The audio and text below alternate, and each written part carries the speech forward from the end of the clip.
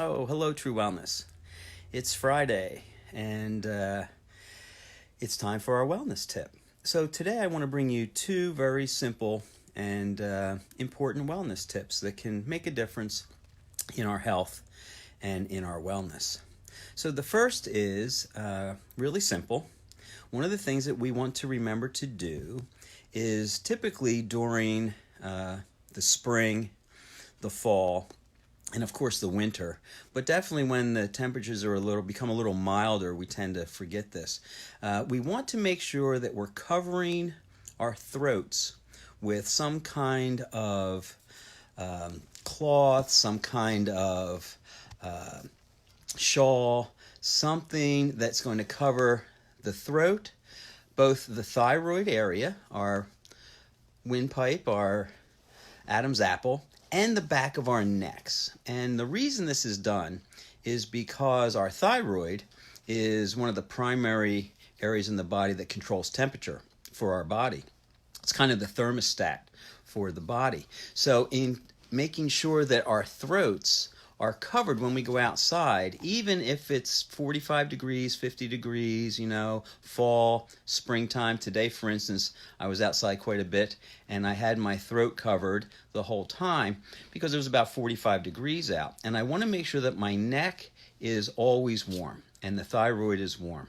And also the back of the neck. And the reason for that is because in a lot of Eastern traditional medicine philosophies, this area of the body is very important. It has a lot to do with our emotional state. It has a lot to do with our spirit.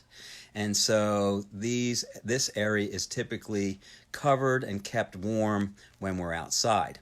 It's also comforting, it feels good, and it can be stylish.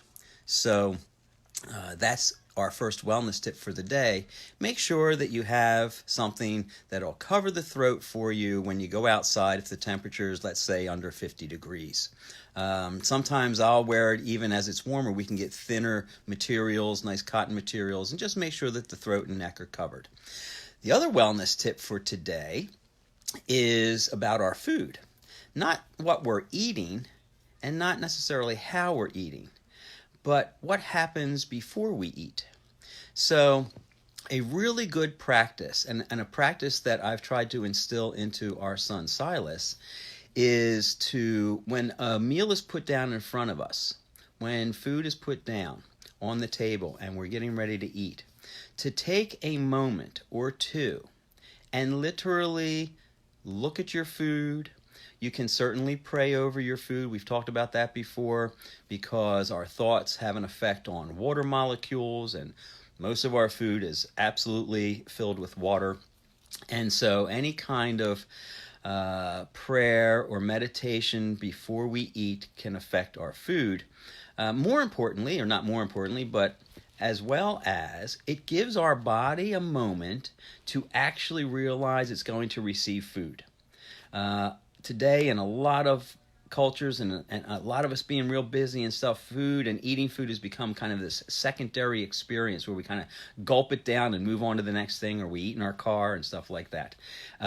If we sit with the food in front of us for a few moments, what will happen is, what you'll notice is that saliva will start to build up in your mouth. As a matter of fact, as I sit here and talk about food, for a lot of us, we start to suddenly feel saliva start to come into our mouth. That's because the body is getting ready to digest that food. And remember, digestion for human beings absolutely begins first in the mouth. There's an enzyme called amylase. Carnivores, meat eaters, do not have this.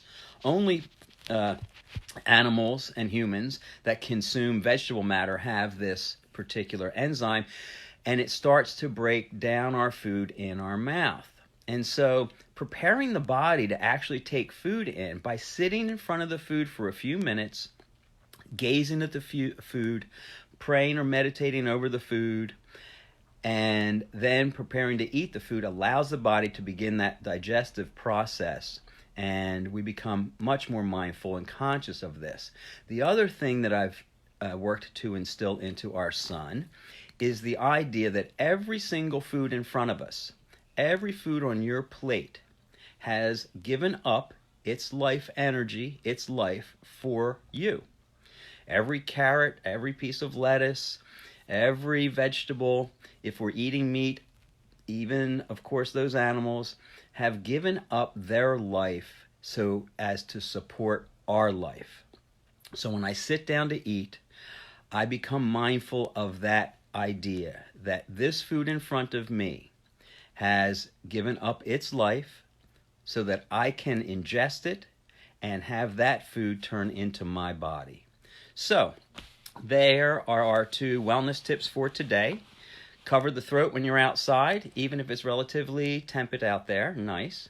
Cover the throat. And when we sit down to eat, be mindful of the idea that that food has given up its life for us so that we can turn that life energy into our body energy.